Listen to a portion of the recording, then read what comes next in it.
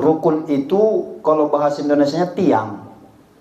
Rumah kalau nggak ada tiangnya jadi nggak bu rumah bu? Nggak jadi. Berarti sholat kalau nggak terpenuhi rukunnya sholatnya nggak jadi. Artinya apa? Ini nggak boleh ada yang tinggal. Kalau tinggal satu, tiangnya pincang, rumahnya bisa doyong, kata orang Betawi. Berarti harus ada semua tiang-tiangnya supaya itu tegak. Tadi kan sudah saya sampaikan dalilnya, bahwa dalam hal sholat ini Allah memerintahkan bukan mengerjakan, tapi mendirikan.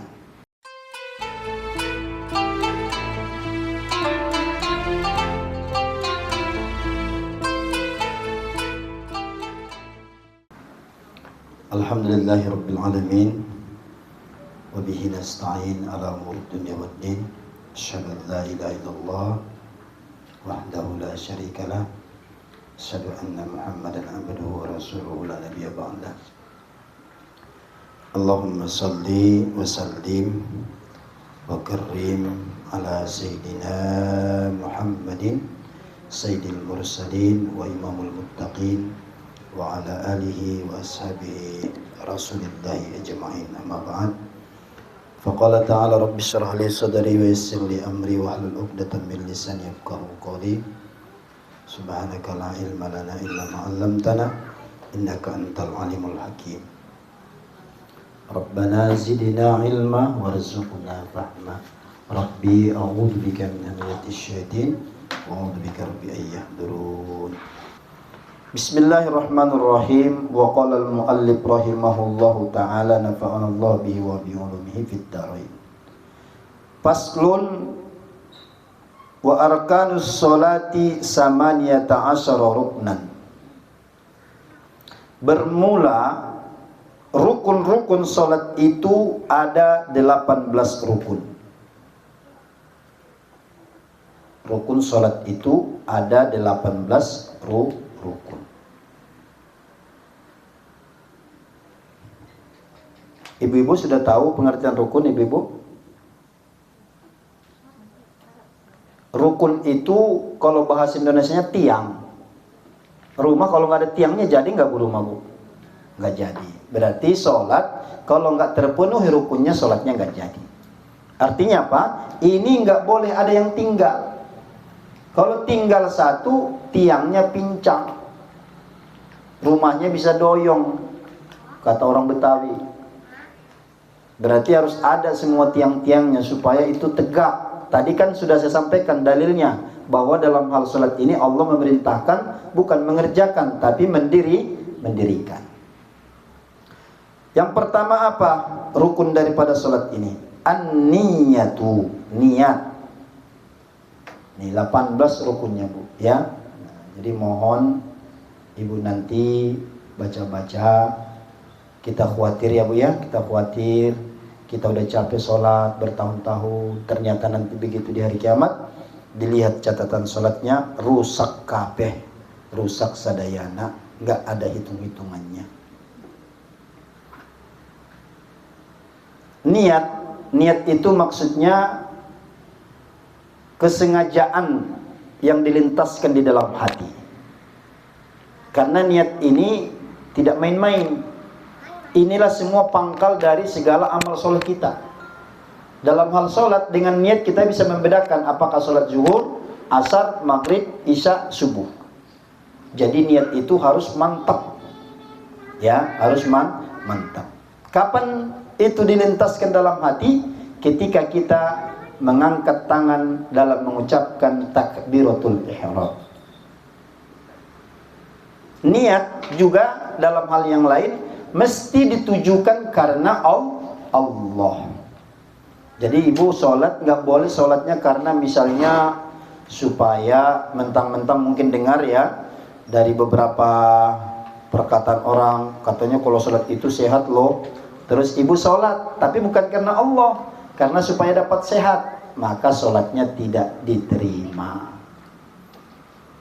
Atau sholat mungkin karena hal yang lain. Pokoknya kalau selain Allah, maka sholatnya menjadi tidak diterima. Niat harus karena Allah. Pastikan di dalam hati. Kemudian Rukun yang kedua yang tidak boleh tinggal adalah wal qiyamu ma'al qudrati. Mesti berdiri bagi orang yang mampu. Mesti berdiri bagi orang yang mampu. Jadi nggak boleh duduk, harus tegak berdiri. Yang ketiga, rukun daripada sholat itu yang tidak boleh tinggal adalah takbiratul ihram. Masih ingat Bu takbiratul ihram? Masih, kata si Disti. Disti yang jawab. Apa? Nah, jangan sama sampai kalah masih Disti. Apa takbiratul ihram kemarin?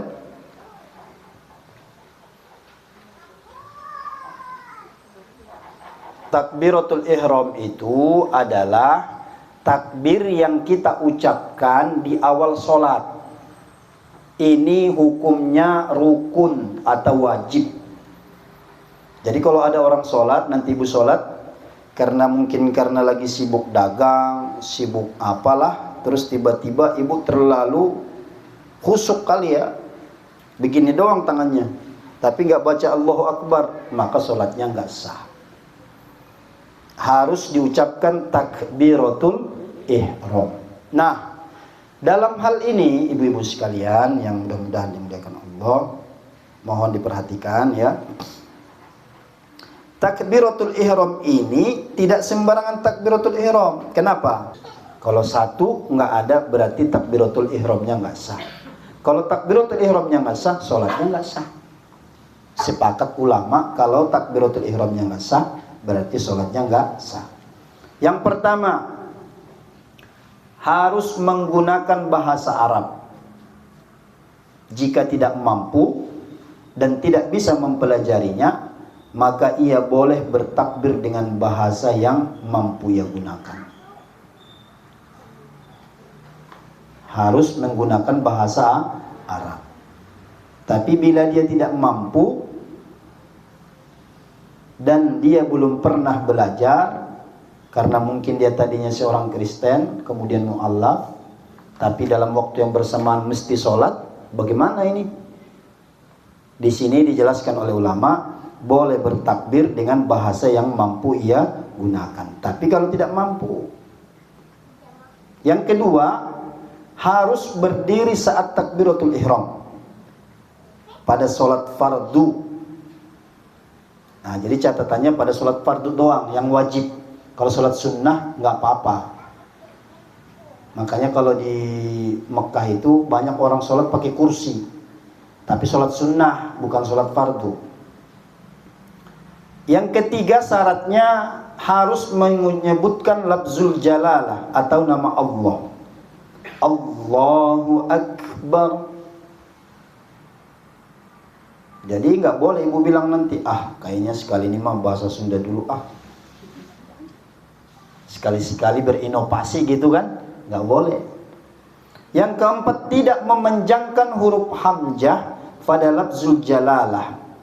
Ini udah pernah saya jelasin waktu acara apa waktu itu, saya lupa, tapi saya ulang lagi nih supaya ini kita terhindar dari kesalahan. Maksudnya bagaimana? Allahu Akbar itu tidak boleh dipanjangkan hamzahnya. Bisa minta tolong diambil papan tulis biar jelas. Kelihatan Bu?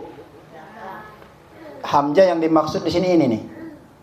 Jadi kita mengucapkan takbiratul ihram ini lagi sholat ya. Yang pertama, tolong diperhatikan. Ini nggak boleh panjang nih. Ini salah. Ini nggak boleh panjang. Ini langsung hamzah langsung ke sini. Allahu Akbar. Kalau ada orang mengucapkan ini dengan memanjangkan ini, misalnya begini, Allahu Akbar, maka sholatnya nggak sah. Tuh sedikit doang tuh. Allahu Akbar. Emang kenapa? Kalau Allahu Akbar artinya Allah Maha Besar. Tapi kalau ini dipanjangkan Allahu Akbar, itu jadi kalimat tanya.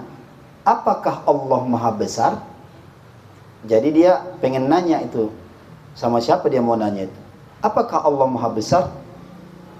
Jadi sekali lagi, ibu-ibu nanti kalau takbiratul ihram jangan coba-coba dipanjangkan, langsung aja Allahu Akbar. Ya. Itu yang keberapa itu? Kemudian yang kelima, tidak memanjangkan huruf ba pada kata akbar. Ini panjang yang kedua. Jadi yang kelima itu, yang ininya nih, yang ininya nggak boleh panjang gini. Meskipun di sini tadi udah bagus nih, Allahu Akbar, tapi dipanjangin. Bar.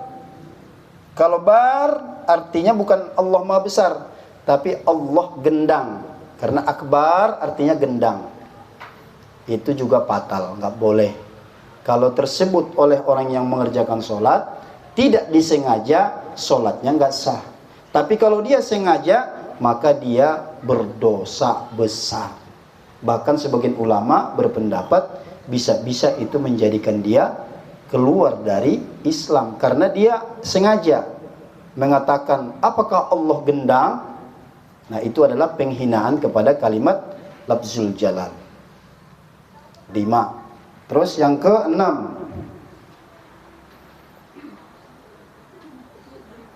atau misalnya ibu-ibu, misalnya ini kan di atas nih, Allahu Akbar. Kalau ketukar ke bawah, ini ketukar ke bawah gini, Allahu Akbar. Ikbar itu artinya menstruasi. Cuman tinggal ganti alif dengan fathah dengan kasroh. Fatal artinya. Allahu Akbar, Allah menstruasi. Berarti Allahu Akbar. Jadi nggak boleh main-main ini. Ada orang takbir kalau kita dengar Allahu Akbar, ada karena dia pengen ngikut-ngikutin di orang Mekah, akhirnya bergeser, harusnya fathah menjadi kasroh. Jadi itu diantara yang perlu diperhatikan. Kemudian yang keberapa sekarang?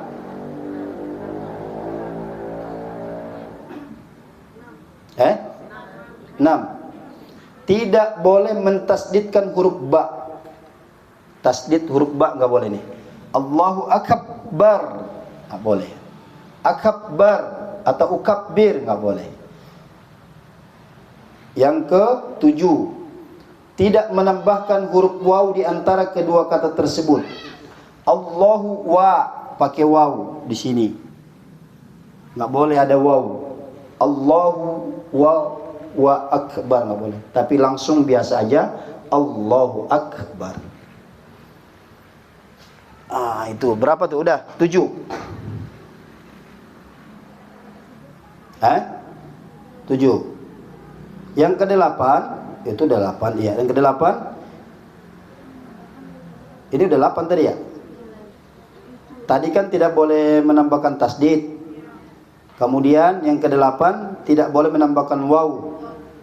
Yang ke-9, nah ini juga banyak orang yang nggak tahu nih, tidak memberi jeda yang panjang atau pendek di antara kedua. Kalau 6 itu tidak mentasdidkan huruf ba-nya. Tidak mentasdidkan huruf ba-nya pada kata akbar. Akbar, ukabbir, kabbar nggak boleh. 7 tidak menambahkan huruf waw. 8 tidak menambahkan huruf waw sebelum lafzul jalal. Maksudnya di depan. Kalau yang ke-7 itu tadi di tengah. Penghubung Allahu wa nggak boleh. Kalau yang ke-8 wa Allahu nggak boleh juga. Jadi nggak boleh tambahin huruf.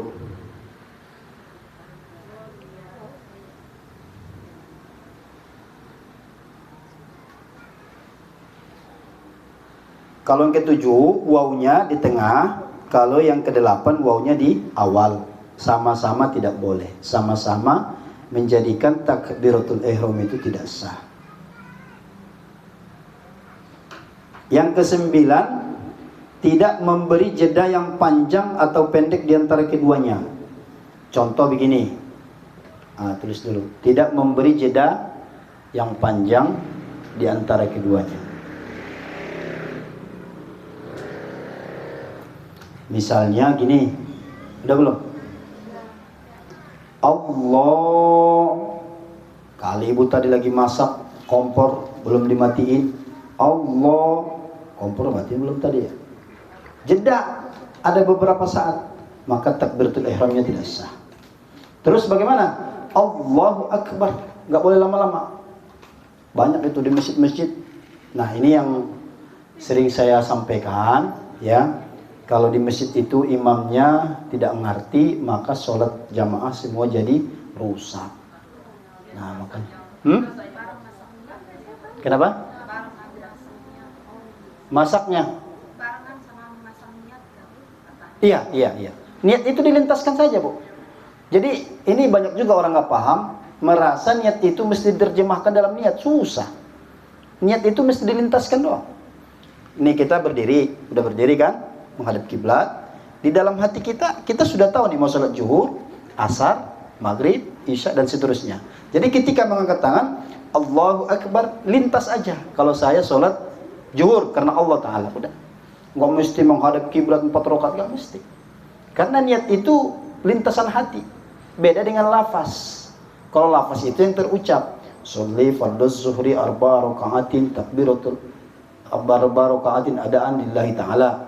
Itu memang bisa kita terjemahkan, tapi niat itu nggak seperti itu, lintasan hati aja gitu. Ada yang saya pernah sholat itu di masjid lama banget, Allahu Akbar, ada sekitar beberapa detik. Nah, karena kenapa menjadi tidak boleh kalau dipisah kalimat tadi, ini kan kalimat dahsyat ini, Allah Maha Besar, maka menjadi terpisah artinya. Jadi ibu nanti kalau sholat jangan lama-lama. Allahu Akbar, udah, itu cukup, lintaskan saja. Sengaja aku sholat maghrib 3 rakaat karena Allah Ta'ala. Allahu Akbar, dalam hati. Yang penting kita niatnya itu bisa membedakan apakah kita sholat maghrib, isya dan seterusnya. Yang ke-10, harus dapat mendengar ucapan sendiri. Jadi ibu nggak boleh terlalu pelan, sampai setan nggak bisa dengar takbir kita. Mesti kencang supaya setannya kabur, ngacir. Jadi nggak boleh takbir itu meskipun ibu sholat sendirian, nggak bisa dengar, kita pun nggak kedengaran. Harus ada ayyasmi'a uzunaihi. Dia ukurannya mendengar 2 telinganya. Allahu Akbar gitu. Jadi harus ada suara yang kita dengar. Terus yang ke-11. Yang ke-11 jelas ini pasti telah masuk waktu selama pelaksanaan sholat hendak melaksanakan sholat fardu. Jadi kita kalau misalnya bertakbir itu tidak sah kalau waktunya belum masuk. Yang ke-12 harus menghadap kiblat. Nggak boleh ngadap ke selatan, nggak boleh ngadap ke utara. Yang ke-13, kalau berjamaah, ini kalau berjamaah ya, harus menunggu imam melakukan takbiratul ihram dulu. Jadi jangan walaupun ibu buru-buru, gua potong dan imam nih kelamaan. Ibu takbir duluan, nggak sah jamaahnya. Kalau mau ya udahan aja sholat dewek gitu, sholat sendirian. Cuman kalau kita udah di masjid, masa iya kita sholat sendirian kan? Yang ke-14, takbiratul ihram itu diucapkan di tempat yang memang boleh untuk membaca Al-Quran. Ya di masjid, di rumah. Di rumah tidak semua. Kita kemarin udah pernah bahas di awal-awal tempat-tempat yang kita tidak boleh membaca kalimat-kalimat suci. Di antaranya kamar mandi. Nah, ini dibiasain kalau ibu nanti kamar mandi latah ada cicak jatuh, kaget, yang keluar jangan kalimat Allahu Akbar. Ibu lagi di kamar mandi. Tapi biasanya orang memang gitu ya Bu ya. Kalau kita perhatikan nih, dia lagi kepleset. Itu mesti yang keluar biasa apa yang sering dia ucapkan. Kalau dia sering zikir, insya Allah yang keluar Subhanallah gitu. Tapi kalau dia biasa ngucapin yang lain-lain, ya itu yang keluar biasanya. Nah, itu sendiri dah tuh yang tahu. Hah? Kenapa? Oh nggak apa-apa. Yang nggak boleh itu terucap. Kalau dalam hati nggak apa. Kan kita kalau misalnya uduk juga, kalau misalnya di rumah kita nggak ada tempat uduk khusus, kan mesti duduk di kamar mandi. Nah tapi ibu jangan dilafazkan, dalam hati aja. Kamar mandi bermakna yang ada toiletnya. Tapi kalau kamar mandi khusus, buat kamar mandi di situ bukan buang air kecil, tidak buang air besar, ya maka boleh. Tapi kalau yang ada klosetnya, di situ kita buang air besar, di situ mandi, ibu nggak boleh mengucapkan secara keras, harus pelan-pelan, dalam hati aja, sir. Nah kembali tadi sedikit ke sini ibu sekalian. Nah maka perlunya di sini ya, makanya kalau kita belajar Al-Quran, tadi saya dapat WA dari mamanya Nafisah, katanya mau belajar Al-Quran. Saya sih, yang namanya saya ngajarin orang mah kapan saja, di mana saja, yang penting mau. Disinilah kita paham bedanya orang ngaji dengan ilmu dengan tidak ilmu. Kalau orang ngaji nggak pakai ilmu, mesti memang belepotan semua, salah semua. Contoh ini, urusan ngaji itu sebenarnya bukan urusan ngaji doang, tapi adalah merembet kepada ibadah yang lain. Nah, sholat kita jadi nggak sah kalau kita nggak bisa membaca Al-Quran. Nah, anak-anak itu yang sore, tapi ya kalau yang siang belum. Yang sore udah diajarin tuh. Tuh, kayak Hani udah tahu dia syiddah, zahar, istifal, infitah, rohowah, itu semua nggak sembarangan, karena yang kita baca itu mukjizat, bukan sembarangan buku, bukan sembarangan karangan-karangan manusia, tapi kalamullah. Maka cara membacanya khas, tidak bisa sesuka hati, karena beda huruf, beda arti. Contoh tadi, dikit doang kan bedanya, timbang dipanjangin sama tidak. Allah, apakah Allah Maha Besar? Jadi bagaimana cara membacanya ini? Nah, coba perhatikan. Allahu Akbar. Ak ini, kap ini namanya kalau dalam ilmu tajwid apa namanya nih? Ka. Sifatnya apa? Ka. Hams. Hams itu kalau kita baca hurufnya ada udara yang keluar. Ka. Supaya apa? Supaya beda dengan qaf. Kalau Allahu Akbar, Allah kuburan. Kalau ini Allahu Akbar, ada orang baca nih, Allahu Akbar, dia bukan sedang mengatakan Allah Maha Besar, tapi dia sedang mengatakan Allah kuburan. Cuman karena bukan bahasa kita, salahnya itu kita nggak berasa. Padahal kalau kita sholat di Mekah, ada orang Mekah mendengarkan kita ngaji, itu dia geleng-geleng kepala. Ya Allah, ini orang Indonesia.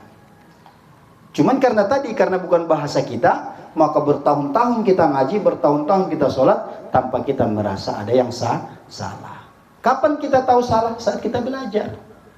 Makanya anak-anak nih yang sore itu, kalau ada orang nanti ibu-ibu ngaji, kalau dia mau protes, pasti jangan bingung gitu. Kok kayaknya semua salah nih? Lah emang begitu, karena kita masih semua salah. Begitu ya. Jadi oleh karena itu memang dalam Islam itu tidak bisa semua amal soleh yang kita kerjakan berdasarkan keinginan kita saja, tapi harus dibarengi dengan ilmu. Terutama masalah tajwid itu Masya Allah panjang sekali. Ini 8 huruf ibu-ibu sekalian, coba hitung. 8 huruf ada 14 syarat. Bagaimana kalau kita bicara Al-Fatihah? Hurufnya ada 114. Ayo. Bismillahirrahmanirrahim. Alhamdulillahi Rabbil Alamin sampai ke waladhdallin, itu jumlah hurufnya 114. Lagi-lagi pada hal ini orang Islam juga tidak terlalu memperdulikan, karena tadi bicara dosa, bicara pahala memang tidak kelihatan secara zuhiriyah di dunia ini, tapi kita semua yakin, sepakat apa yang kita kerjakan sudah terekam oleh CCTV-nya Allah Subhanahu wa taala, dan pada saatnya nanti semua akan ditunjukkan. Yauma tubulas sarair, pada hari nanti amal-amalmu dipertontonkan. Jadi kita sendiri yang melihat amal kita, sholat kita, puasa kita, apa saja yang kita kerjakan nanti dipertunjukkan oleh Allah Subhanahu wa taala. Nah, ini berkaitan dengan sholat, karena sholat ini nanti ibadah yang pertama sekali diperiksa tuh. Awwalu ma yuhasabu abdi yaumal qiyamati as-shalah. Hal yang pertama sekali dihisab di hari kiamat dari amal seorang hamba adalah sholat. Bahkan kalau sholatnya bagus, insya Allah amal-amal yang lain pun bagus. Maka ini yang menjadi penting kita perhatikan. Tapi ukurannya tadi sudah jelas. Kalau kita pengen tahu apakah kita sudah mendirikan atau sekedar mengerjakan, maka lihat indikatornya. Apa itu? Tanha anil fahsya wal munkar. Kalau kita masih melakukan dosa fahsya, masih doyan melakukan mungkar, berarti sholat kita memang belum bertenaga. Artinya banyak hal-hal yang mungkin tidak terpenuhi. Tapi insya Allah dengan belajar, mudah-mudahan hari demi hari semakin sempurnalah sholat kita. Jadi itu ya Bu ya, takbiratul ihram. Allahu akbar. Kaknya nggak boleh dibaca Allahu akbar. Kemudian, nah ini rukun selanjutnya, yang keberapa rukunnya nih? Wa qiraatil Fatihati wa bismillahirrahmanirrahim. Rukun yang keempat adalah membaca suratul Fatihah.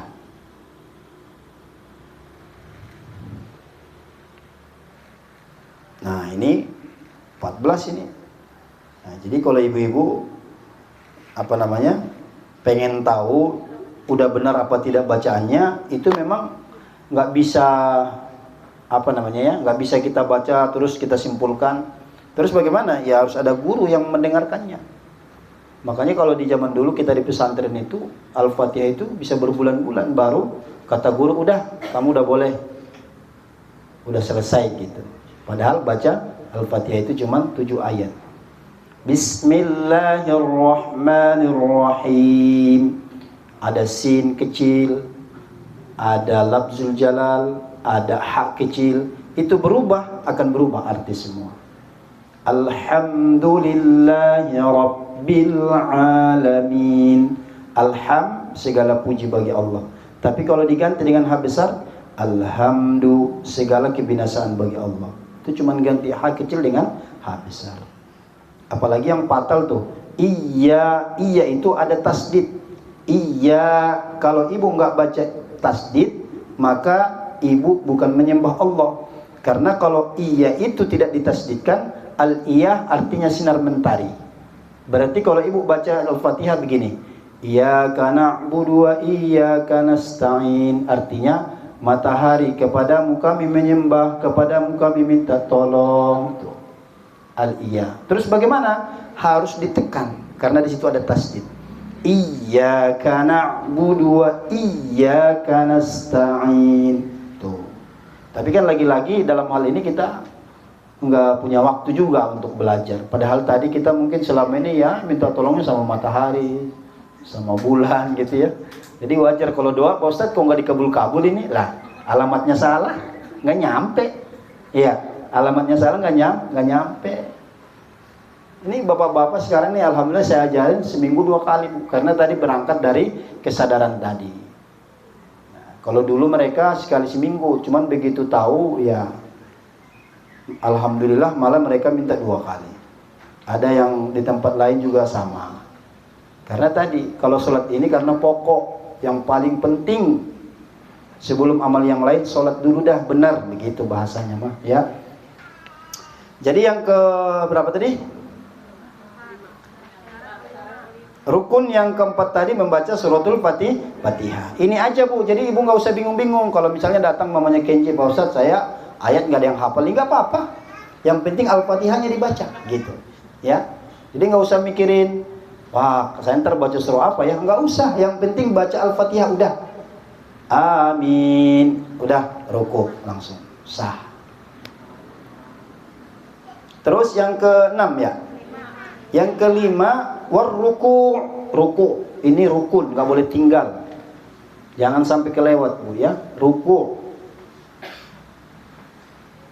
Ruku itu apa? Ruku itu merendahkan tubuh kita sejajar antara punggung yang belakang sampai ke depan. Baru setelah itu kepala agak diangkat sedikit. Nah, itu rukuk namanya. Kedua tangan kita menggenggam kedua lutut kita. Ya. Kedua tangan kita menggenggam lutut kita. Rukuk. Wa tuma'ninah yang ketujuh ya. Oh, 6. 1, 2, 3, 4, 5, 6. Tuma'ninah itu apa tuma'ninah? Tuma'ninah itu bukan berhenti sejenak, tenang. Berhenti sejenak, koma. Lanjut lagi, tenang. Jadi ibu rukuk itu nggak boleh buru-buru, jangan kayak matok ayam. Biar kata kita lagi sibuk, perhatikan, begitu rukuk sampai betul-betul kita merasakan sendi-sendi kita berada pada tempatnya masing-masing. Tenang dulu. Apa ukurannya Pak Ustadz? Ukurannya sudah dijelaskan ulama dengan membaca kalimat tasbih minimal 3 kali. Subhana rabbiyal azimi wa bihamdi. Subhana rabbiyal azimi wa bihamdi. Subhana rabbiyal azimi wa bihamdi. 3 kali. Itu sudah cukup kita terpenuhi syarat rukun tuma'ninah. Jangan sekali, 3 kali. Jadi kalau bisa ibu-ibu nanti, ya mudah-mudahan sih ibu-ibu istiqomah ya, nanti diajarin artinya supaya sholatnya itu lebih khusyuk, lebih bertenaga, lebih nikmat begitu ya. Kalau ibu udah tahu artinya nanti pasti beda, pasti beda ibu sholatnya dengan sebelum mengerti. Kalau udah paham di takbiratul ihram aja, masya Allah, nggak mungkin hati kita mikirin apa-apa lagi gitu ya. Cuman kenapa kita selama ini sholat tapi kita pikiran kemana-mana, itu lebih kepada kita memang belum paham artinya. Kita kan sholat lagi ngobrol sama Allah, lagi komunikasi sama Allah. Jadi rukuk ya, rukuk lurus punggung kita sampai ke leher, kemudian tangan kita di kedua lutut ditahan sampai tenang. Ukurannya apa? Membaca tasbih 3 kali. Yang ke-8, tuma'ninah itu 1 tadi, rukun juga. Tuma'ninah, niat, ya 1 niat. Berdiri bagi yang mampu. Takbiratul ihram 3, baca al-fatihah 4, rukuk 5, tuma'ninah 6, 7. Warukul wal i'tidal, mengangkat kedua tangan ketika i'tidal. I'tidal itu bangkit dari rukuk.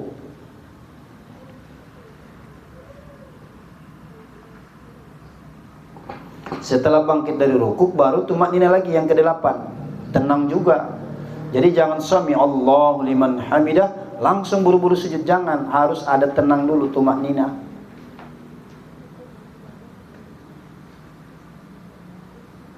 Jadi setiap perpindahan ya, takbir intikal namanya, takbir perpindahan, Allahu Akbar, Sami Allahu liman hamidah, Allahu Akbar, itu namanya takbir intikal, takbir pindah dari gerakan satu ke gerakan berikutnya.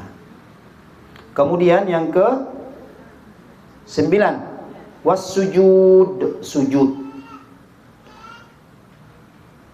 Sujud itu bagaimana dikatakan sujud? Harus 7 anggota badan kita nempel di bumi, itu baru namanya sujud. Apa yang 7 itu? 1 dahi, 1 dahi ya. Jadi kalau dahi nggak nempel di bumi, sujud ibu nggak sah, sholat ibu jadi nggak sah. Dahi. Yang kedua, 2 dan 3, kedua tangan, telapak tangan, 2 dan 3 telapak tangan. 4 dan 5 kedua lutut.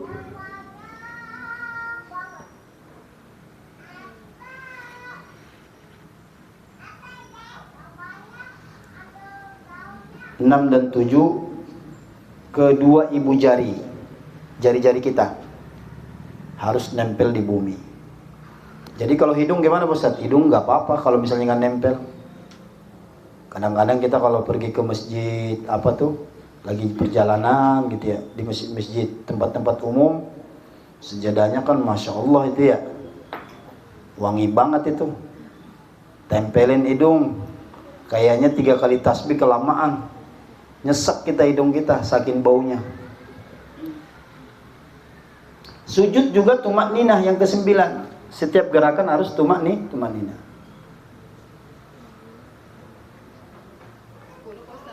Sepuluh ya? Ya, tumak ninah. Sujud itu sendiri 9 rukun, tumak ninah dalam sujud 10.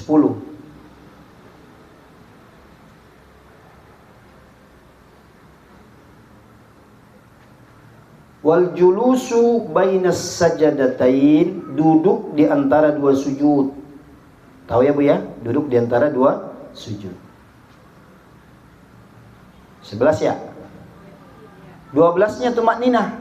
Nah, jangan buru-buru. 12-nya tumak ninah.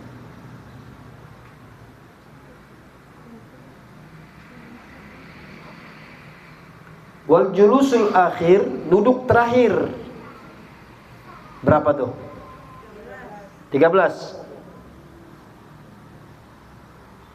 14 wa tasyahud, membaca tasyahud akhir.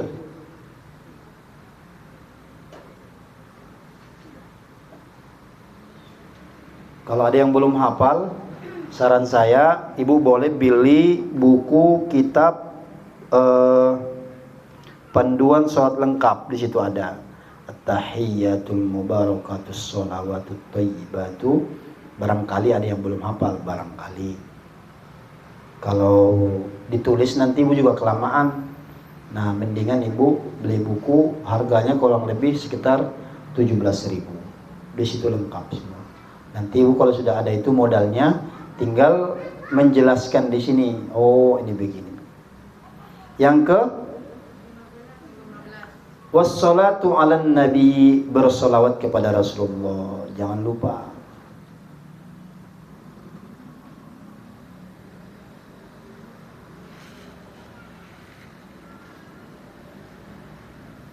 Yang ke-16 ya. Wat taslimatul ula, salam pertama doang yang wajib. Assalamualaikum warahmatullahi.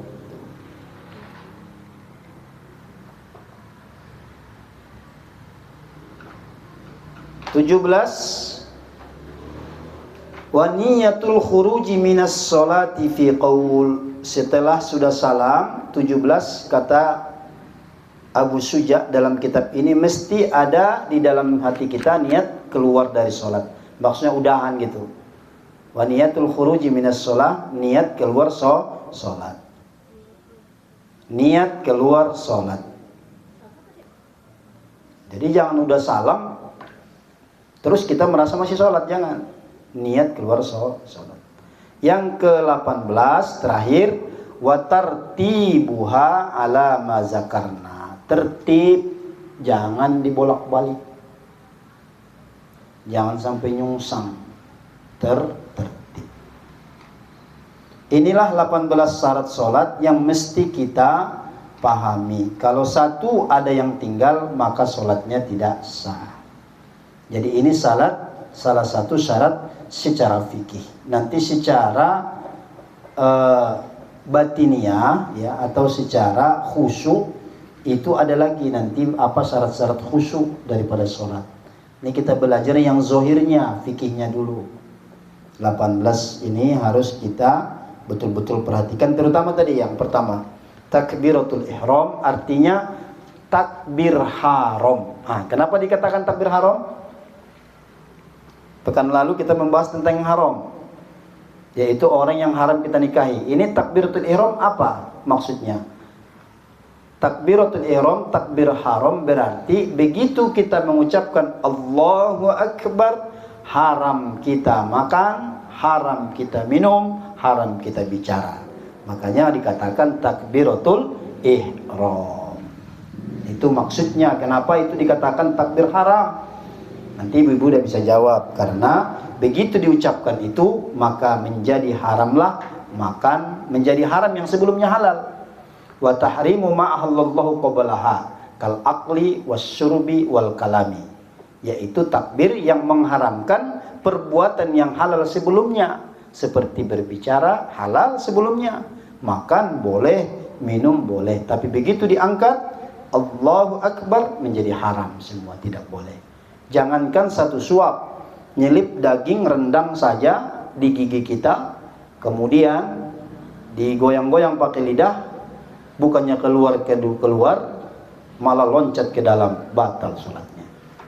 Makanya dianjurkan kata Rasulullah, seandainya nggak menyulitkan umatku, bagus deh sholat, setiap sholat sikat gigi gitu, apalagi habis makan. Jangan baru habis makan daging nggak sikat gigi, ini rentan, ngeri, takutnya nanti kita ada yang nyangkut lagi sholat, ibu kebetulan baca surah panjang. Nah, maka tadi yang makanan nyelip-nyelip tadi, karena kita baca Al-Qurannya banyak, keluar dia. Nggak bisa sempat keluar, tapi malah masuk ke dalam. Jadi batal. Ya, itu 18 syarat sholat, rukun yang harus kita hafal dan perhatikan ya.